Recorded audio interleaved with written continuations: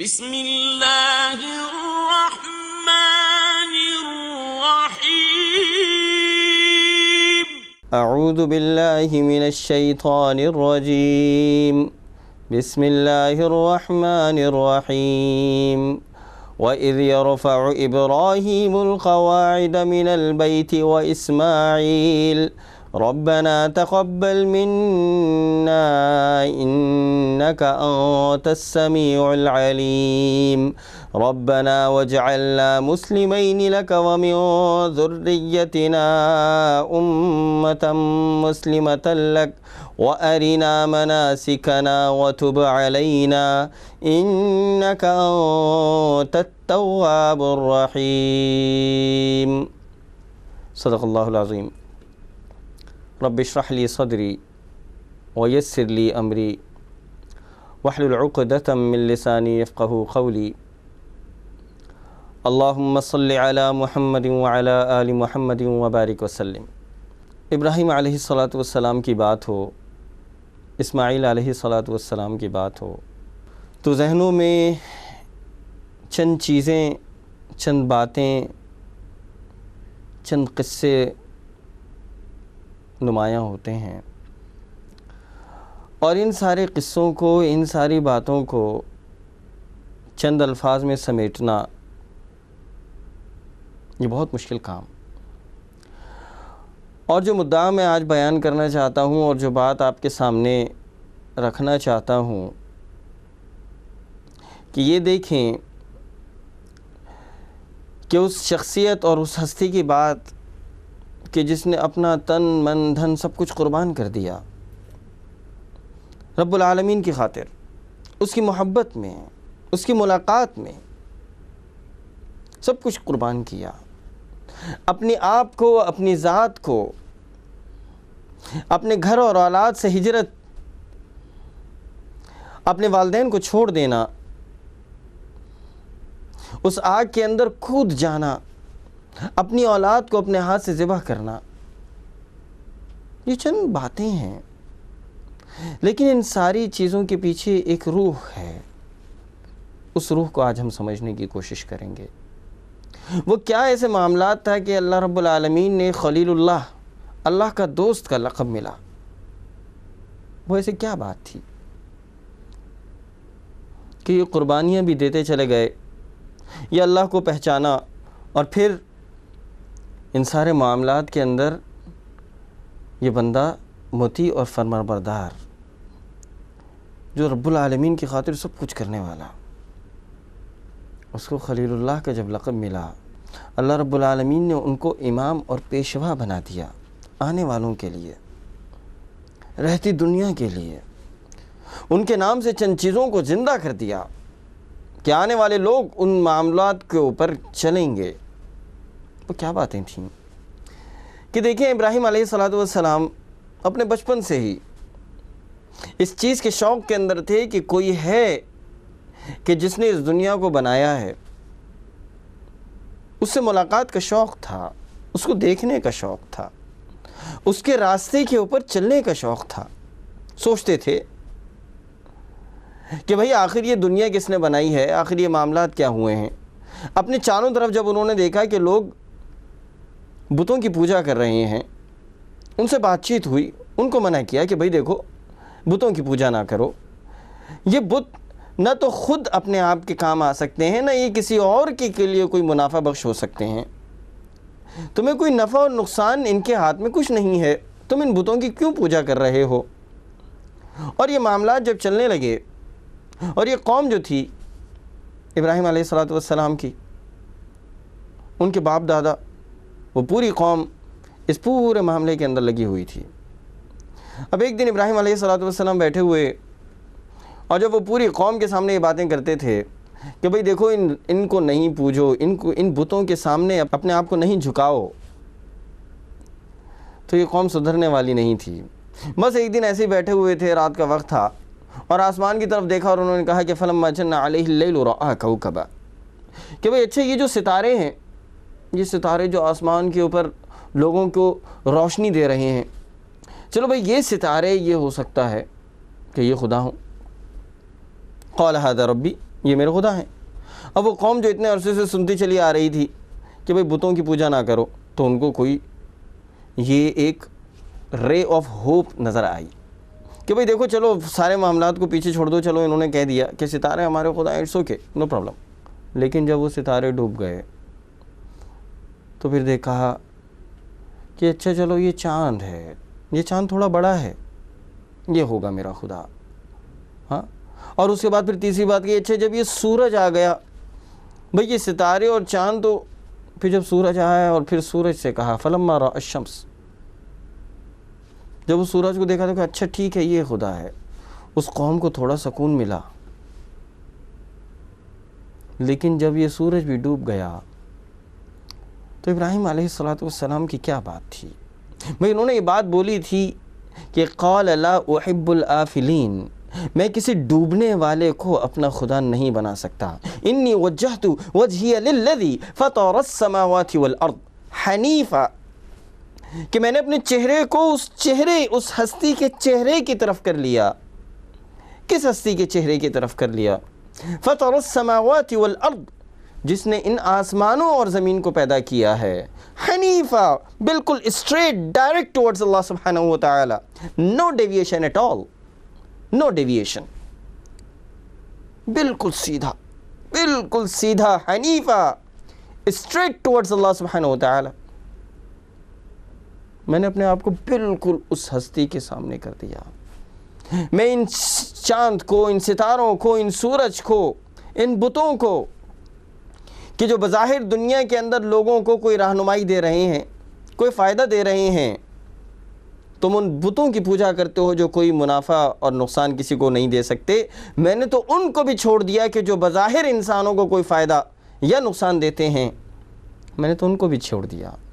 میں نے اپنے چہرے کو اس ہستی کی طرف کر لیا۔ یہ ابراہیم علیہ السلام تھے، یہ ابتدا تھی، یہ ابراہیم علیہ السلام، کہ وہ اللہ رب العالمین کے ساتھ جو محبت تھی دل کے اندر گھر چکی تھی، دیکھنا چاہتے تھے کہ اللہ تعالیٰ اس نظام کو کیسے چلا رہے ہیں، اور پھر اللہ رب العالمین سے کہہ بیٹھے وَإِذْ قَالَ إِبْرَاهِيمُ رَبِّ أَرِنِي، اے میرے اللہ میں دیکھنا چاہتا ہوں کہ کیف تحیی الموتیٰ، تو آپ کس طرح اس موت میں سے زندگی دیں گے۔ اللہ رب العالمین کہتے ہیں کہ اچھا، قَالَ وَلَمْ تُؤْمِنْ، کیا تمہیں کوئی ایمان نہیں ہے؟ انہوں نے کہا قَالَ بَلَا وَلَكِنْ لِيَطْمَئِنَّ قَلْبِي، ایمان تو ہے لیکن دل کے اندر اطمینان قلب کے لیے۔ قَالَ فَخُذْ أَرْبَعَةً مِّنَ الطَّيْرِ، اللہ نے کہا کہ اچھا ٹھیک ہے بھئی 4 پرندے لے لو، فَصُرْهُنَّ إِلَيْكَ، ان 4 پرندوں کو اپنے ساتھ لے کر چلو، وہ تم سے مانوس ہو جائیں گے، ان سے محبت کرو۔ ثُمَّ جَعَلْ عَلَى كُلِّ جَبَلٍ مِّنْهُنَّ جُزْءًا، اور پھر جب یہ مانوس ہو جائیں ان کو پھر تم ذبح کرو اور ان کے حصے کر کے ان کو مختلف پہاڑوں کے اوپر ڈال دو، اور جب تم انہیں ڈال دو گے ثُمَّ ادْعُوهُنَّ، تم ان کو جب بلاؤ گے یأتینک سعیا، تم دیکھو گے کہ وہ تمہاری طرف دوڑے چلے آئیں گے۔ یہ ابراہیم علیہ السلام کو اللہ رب العالمین نے ایک ڈیمونسٹریشن کرائی، یہ دکھایا کہ کس طرح ہمارا نظام چل رہا ہے۔ اور یہی ابراہیم علیہ السلام یہ دل کے اندر اس بات کو لیے ہوئے تھے کہ ہاں کہ اس دنیا کو کوئی بنانے والا ہے، اور اس بات کو جب دل میں لیا ہوا تھا تو اس کی دعوت کو لوگوں تک پھیلاتے تھے، بتاتے تھے، لے کے جاتے تھے، حکمت کے ساتھ، محبت کے ساتھ۔ اپنے والد سے باتیں کرتے تھے، اپنے والد کو سمجھاتے تھے۔ اور یہاں پر قرآن کے اندر ایک بات آئی، انہوں نے اپنے والد سے کہا، اپنے باپ سے کہا کہ بیٹا اپنے باپ سے کیا کہتا ہے؟ کہتا ہے کہ انی اراک وقومک، کہ میں آپ کو اور آپ کی قوم کو، الفاظ کے اوپر ذرا غور کیجئے کہ انی اراک وقومک، میں آپ کو اور آپ کی قوم کو، یعنی کہ بیٹا اپنے آپ کو اپنے باپ کی قوم سے الگ کر رہا ہے۔ انی اراک وقومک فی ضلال مبین، میں آپ کو اور آپ کی قوم کو کھلی ہوئی گمراہی میں پاتا ہوں۔ بیٹے نے اپنے آپ کو اپنے باپ کی قوم سے الگ کیا۔ اس کا مطلب یہ ہے کہ دنیا میں صرف 2 ہی قومیں آباد ہیں، ایک یا تو وہ مسلمان ہوں گے، وہ لوگ کہ جو ابراہیم علیہ السلام کی قوم میں ہوں گے، اور دوسرے وہ کہ جو ابراہیم کے باپ کی قوم کے اندر ہوں گے۔ لیکن باپ اور بیٹے کی نسل ایک نہیں تھی۔ یہ بالکل ویسے ہی ہے کہ جیسے حضرت نوح علیہ السلام کی نسل اور ان کے بیٹے کی نسل ایک نہیں تھی، خود قرآن یہ بات بولتا ہے۔ تو نسل وہاں سے ہوتی ہے کہ جو ایک نظریہ ہو، اور یہی آیت دو قومی نظریے کی بھی بنیاد ہے کہ دنیا میں دو قومیں آباد ہیں۔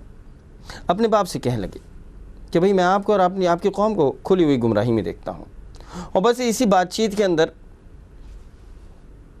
اس وقت کے بادشاہ نمرود سے بات چیت ہو گئی۔ اب وہ جھگڑالو آدمی، وہ جو اس وقت سارا حکومت کا نظام وہ چلا رہا تھا، اب اس سے جب حضرت ابراہیم علیہ السلام کی بات چیت ہوئی اور اس کے سامنے جب دعوت کی بات کرنے گئے، اس کو بتانے گئے، اب وہ جھگڑالو آدمی اس سے کیا بات چیت ہوئی؟ اذ قال ابراہیم ربی الذی یحیی و یمیت، کہ تمہارا جو بادشاہ ہے جس کو تم اللہ کہتے ہو، جس کو تم معبود بتاتے ہو، میرے جو اللہ ہیں وہ زندگی دیتے ہیں، موت دیتے ہیں۔ اس نمرود نے ابراہیم علیہ السلام سے کہا کہ بھئی میں بھی زندگی دے دیتا ہوں اور میں بھی لوگوں کو مار دیتا ہوں۔ اس نے ایک ڈیمونسٹریشن ابراہیم علیہ السلام کو دکھا دی کہ ایک بندہ کہ جس کو کچھ بھی نہیں تھا، چلتے ہوئے آدمی کو اس نے مار دیا، اور وہ ایک آدمی جو زندہ میں تھا اسے چھوڑ دیا۔ اس نے کہا کہ قال انا احیی و امیت، میں بھی لوگوں کو زندگی دیتا ہوں، میں بھی لوگوں کو موت دے دیتا ہوں۔ بھئی اگر زندگی اور موت دینے والا ہی خدا ہو تو بھئی میں بھی خدا ہوں، یہ کہنے لگا۔ اچھا، جب یہ بات ہوئی تو آپ دیکھیں کہ ابراہیم علیہ السلام نے ریزن حکمت کے ساتھ کیا دیا۔ قال ابراہیم فإن اللہ یأتی بالشمس من المشرق، اچھا ٹھیک ہے، میرے اللہ جو ہیں، میرا معبود جو ہے، میرا خدا جو ہے، اس سورج کو مشرق سے طلوع کرتا ہے۔ بھئی تمہیں اپنے کوئی پاٹے خان ہونے کا، اپنے بہت بڑے حکومت کا بہت سب کچھ ہے، تو بھئی ایک کام کرو، فأت بها من المغرب، یہ جو سورج ہے اس کو مغرب سے طلوع کر دو، تو فبہت الذی کفر، وہ مردود جو تھا وہ مبہوت ہو کے رہ گیا۔ تو ابراہیم علیہ السلام کے ساتھ مکالمہ تھا۔ اب یہ محبت اور شوق کا یہ عالم تھا کہ لوگوں سے بات چیت کرتے تھے، تو ایک دفعہ انہوں نے سوچا کہ بھئی یہ جو بتوں کی یہ لوگ پوجا کر رہے ہیں، یہ بتوں کے سامنے جو ایک کھڑے ہو جاتے ہیں، کبھی ان بتوں کے حوالے سے ان کی ذرا کلاس لی جائے۔ تو بھئی ایک دفعہ ہوا کہ ان کی قوم کے لوگ ایک جگہ سے دوسری جگہ کسی میلے میں گئے، ابراہیم علیہ السلام سے کہا کہ بھئی تم بھی چلو، تو ابراہیم علیہ السلام نے کہا کہ فنظر نظرة فی النجوم، ستاروں کی طرف دیکھا، فقال انی سقیم، بھئی میری طبیعت خراب ہے، میں نہیں جا سکتا۔ فتولوا عنہ مدبرین، اور پھر اس کے بعد ابراہیم علیہ السلام ان کے بت کدے کے اندر چلے گئے، اور اس کے بعد ایک ایک کر کے سب کی انہوں نے حساب کتاب برابر کیا، سب کا ٹھک ٹھک ٹھک ٹھک ٹھک۔ اچھا، پھر اس کے بعد وہ جو بڑا والا تھا، جو ان کا بگ باس تھا، اس بگ باس کے ہاتھ میں کلہاڑا لگا دیا۔ اب جب وہ قوم کے لوگ آئے اور ابراہیم علیہ السلام سے پوچھا، اور بھاگے بھاگے آ گئے ابراہیم علیہ السلام کے پاس کہ بھئی یہ بتوں کی حالت کس نے کر لی؟ قالوا انت فعلت هذا بآلهتنا یا ابراہیم، کہ بھئی تم ہو کہ جس نے یہ کام کیا ہے؟ انہوں نے کہا کہ قال بل فعله كبيرهم هذا فسألوهم، بھئی یہ دیکھو اس بڑے والے نے، لگتا تو یہ ہے کہ اس بڑے والے نے یہ کام کیا ہوگا، هذا فسألوهم، اس سے پوچھو، ان كانوا ينطقون، اگر یہ بول سکتا ہے۔ تو یہاں پر یہ جو بات نظر آ رہی ہے کہ ایک ریزننگ تھی، ایک حکمت کے ساتھ بات کرتے تھے۔ دعوت کے اندر حکمت کی بہت شدید ضرورت ہے، محبت کی بہت شدید ضرورت ہے، اور ابراہیم علیہ السلام نے اس حکمت کے ساتھ ان کے ساتھ معاملہ کیا۔ اور پھر کیا ہوا؟ ابراہیم علیہ السلام کے لیے ایک بہت بڑا الاؤ تیار کیا گیا کہ پھینک دو اس کو الاؤ کے اندر، جلا دو اس کو۔ یہ وہ آزمائش تھی جو ابراہیم علیہ السلام کے اوپر آئی۔ اب اس آزمائش کے ساتھ کیا ہوا؟ ابراہیم علیہ السلام کے لیے ایک بہت بڑا الاؤ تیار کیا گیا۔ اس الاؤ کو تیار کیا گیا اور ابراہیم علیہ السلام کو اس الاؤ کے اندر پھینکا جا رہا ہے۔ بھئی جبرائیل آئے اور ابراہیم علیہ السلام سے کہا کہ کچھ فرمائیں، آپ بولیں تو ان کا معاملہ ابھی ہم کر ڈالیں۔ تو ابراہیم علیہ السلام کا جواب کیا تھا؟ اس محبوب کی خاطر، اس عشق کے اندر کہ جس کے اندر یہ ساری قربانی دی تھی، کہا کہ جبرائیل تم کہاں بیچ میں آ رہے ہو، یہ معاملہ ہمارا اور ہمارے اللہ کا ہے۔ وہ دیکھ رہا ہے کہ جس کی خاطر میں قربانی دے رہا ہوں وہ خود دیکھ رہا ہے، اور پھر کہ ناسے سے گریباں کو سلانے کے نہیں، ہم تو قربانی دے رہے ہیں، اس نے بچانا ہوگا تو ہمیں خود بچا لے گا۔ اور پھر ابراہیم علیہ السلام کو اس آگ کے اندر پھینکا، اور اللہ رب العالمین نے اپنے پیارے حبیب کے لیے، اپنے محبوب کے لیے کہا کہ قلنا یا نار کونی بردا وسلاما علی ابراہیم۔ اس آگ سے کہا یہ کہ بھئی ہمارے بندے کے لیے سلامتی والی جگہ بن جاؤ، پریشانی نہ ہو ہمارے محبوب کو۔ یہ آزمائش کے اندر وہ کودے تھے۔ اب یہاں پر ایک اور بات سمجھ میں آتی ہے کہ ابراہیم علیہ السلام کے ان واقعات میں ایک بات یہ بھی آتی ہے کہ ایک پرندہ تھا، وہ پرندہ ابراہیم علیہ السلام کی آگ کو بجھانا چاہتا تھا، اور وہ تھوڑا تھوڑا پانی اپنی چونچ میں لے کر اس آگ کے اوپر ڈالتا۔ تو بھئی کسی نے اس پرندے سے کہا کہ اتنا بڑا الاؤ ہے، تمہارے اس تھوڑے سے پانی سے کیا ہو جائے گا، کیوں اپنے وقت کو برباد کرتے ہو؟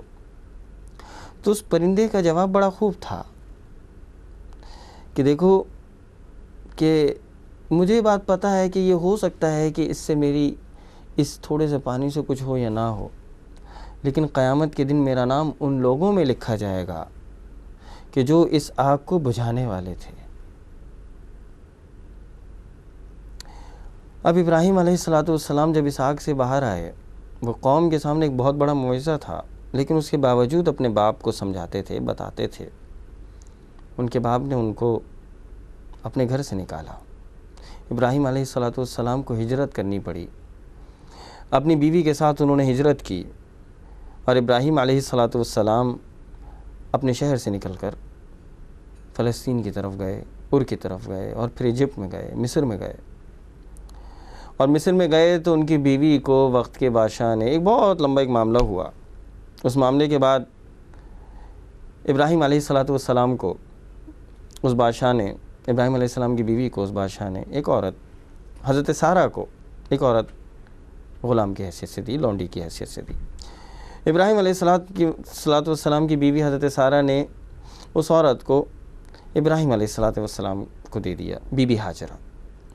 اب ابراہیم علیہ السلام ان بی بی ہاجرہ کے ساتھ تھے، اور یہاں پر پھر ابراہیم علیہ السلام دعا کیا کرتے تھے کہ رب ہب لی من الصالحین، اے اللہ مجھے صالح اولاد عطا فرما۔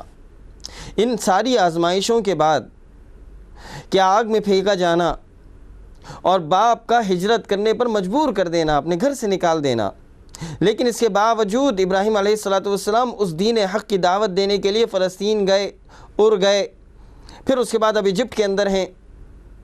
اب یہاں سے مانگتے ہیں کہ ربی حب لی من الصالحین، اے اللہ مجھے صالح اولاد عطا فرما۔ ابراہیم علیہ السلام کو صالح اولاد عطا فرمائی گئی۔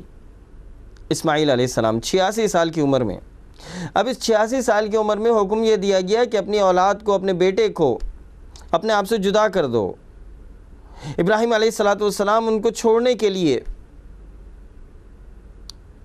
پھر مکے کی طرف آتے ہیں، اس بے آب و گیا، اس ریگستان کے اندر، وہاں پر وہ آتے ہیں، اپنے بیٹے کو، اپنے لخت جگر کو، اس اپنے لخت جگر کو، اپنی بیوی کو جس سے محبت ہے، اپنے بیٹے کو جس سے محبت ہے، اس کو صرف اللہ رب العالمین کی خاطر وہ وہاں پر اس صحرا کے اندر ڈال دیتے ہیں۔ وہ بی بی ہاجرہ کا آپ دل دیکھیے کہ وہ بیوی اپنے شوہر کی قربانی کے لیے اس محبت کے اندر کچھ نہیں پوچھتی، وہ پوچھتی ہیں کہ آخر کیا معاملہ ہے، اور جب یہ پوچھتی ہیں کہ کیا یہ اللہ کا حکم ہے، اور جب ابراہیم علیہ السلام کہتے ہیں کہ ہاں یہ اللہ کا حکم ہے، تو اس کے بعد معاملہ ختم ہو جاتا ہے۔ بی بی ہاجرہ وہیں رہتی ہیں، وہ چھوٹا ننھا اسماعیل علیہ السلام اب وہ پیاس کے اندر اپنے پاؤں کو چلاتے ہیں. وہ بی بی ہاجرہ جو ہیں وہ وہاں سے مستقل صفا اور مروہ کے درمیان میں وہ بھاگ رہی ہیں کہ بیٹے کو پانی دوں، بیٹی کی پیاس کو بجھاؤں. لیکن اللہ رب العالمین کو کچھ اور ہی منظور تھا کہ ابراہیم اپنے پیارے، اپنے خلیل اللہ، اپنے دوست کی اس محبت کو، وہ جو انہوں نے قربانی دی، ایسا قبول کیا کہ وہ عورت صفا اور مروہ کے درمیان میں جو بھاگی تھیں، وہ عورت آج، اس عورت کی سنت کو آج جو بھی حج کے اوپر جاتا ہے وہ یہی عمل کر رہا ہوتا ہے. جو بھی عمرہ کرتا ہے آج اس سنت کے اوپر عمل کر رہا ہوتا ہے. لیکن اس سے آگے بڑھ کر ایک اور چیز دیکھیے کہ ابراہیم علیہ السلام کا معاملہ جب یہ ہوا کہ وہ بچہ جب بڑا ہونے لگا، وہ بچہ اب جب دوڑ و دھوپ کرنے لگا، اپنے باپ کے ساتھ اب ہاتھ بٹانے لگا، ایسے وقت کے اندر اب یہ باپ اپنے بیٹے سے کیا کہتا ہے کہ بھئی فلما بلغ معه السعی قال یا بنی، اے میرے بیٹے، انی ارا فی المنام، میں نے خواب میں یہ کیا دیکھتا ہوں، انی اذبحک، کہ میں تمہیں قربان کر رہا ہوں، فانظر ماذا ترى، اچھا بیٹے اب یہ بتاؤ کہ تمہاری کیا رائے ہے. یہ بیٹا دیکھیے، وہ باپ دیکھیے کہ جو اپنے بیٹے کی محبت کے باوجود اللہ رب العالمین کے حکم کے سامنے مطیع اور فرمانبردار ہو گئے. اور اس بیٹے کی بھی دیکھیے کہ کس طرح اپنے باپ کے سامنے فرمانبرداری کا جواب دیا. قال یا ابت افعل تؤمر ستجدنی، ابا کہ جو آپ کو حکم دیا گیا ہے وہ کام کیجئے، ستجدنی، میں اس حکم کے اوپر سجدہ ریز ہو جاؤں گا، انشاءاللہ من الصابرین، آپ مجھے صابرین میں سے پائیں گے.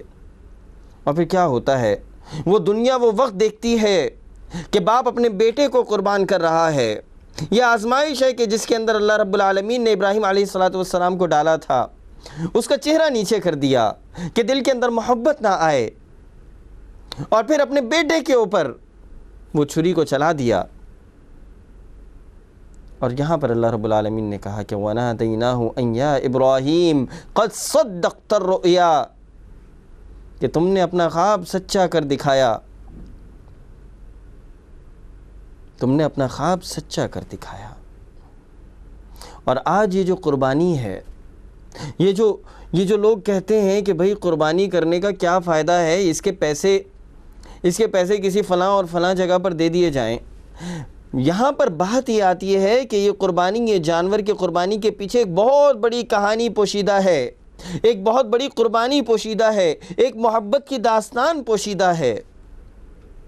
لَن يَنَالَ اللَّهَ لُحُومُهَا وَلَا دِمَاؤُهَا، کہ بھئی دیکھو اللہ رب العالمین کے پاس تمہارا یہ کوئی گوشت اور خون نہیں پہنچتا. کیا پہنچتا ہے؟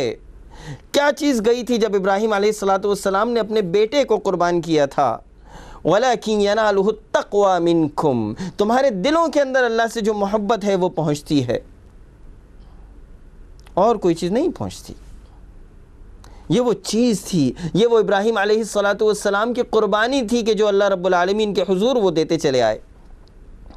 یہی وہ قربانی تھی کہ جس کی وجہ سے ابراہیم علیہ السلام کو لوگوں کا پیشوا بنا دیا گیا کہ ساری زندگی آزمائشوں کے اندر. وَإِذِ ابْتَلَىٰ إِبْرَاهِيمَ رَبُّهُ بِكَلِمَاتٍ فَأَتَمَّهُنَّ، ابراہیم کو ہلا مارا ڈالا گیا سخت آزمائش کے اندر.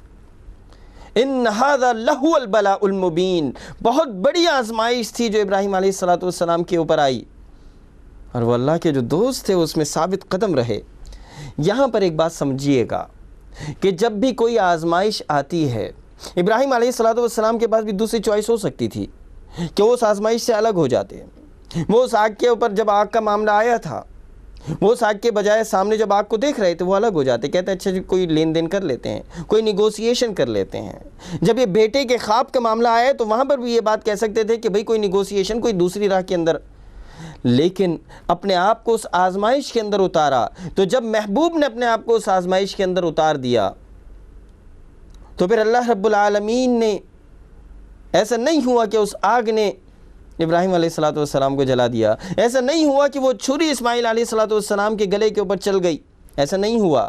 آزمائش کے اوپر پہلا اسٹیپ اٹھا لیا، اور یہ اسٹیپ اللہ رب العالمین دیکھنا چاہتا تھا کہ میرا بندہ، میرا محبوب کہ میری خاطر قربانی دیتا ہے یا نہیں دیتا. لیکن جب اللہ رب العالمین کی طرف سے وہ قربانی آئی تو اللہ رب العالمین کیا کہتے ہیں قرآن میں کہ ان مع العسر یسرا، کہ ہر تنگی کے ساتھ فراخی ہے.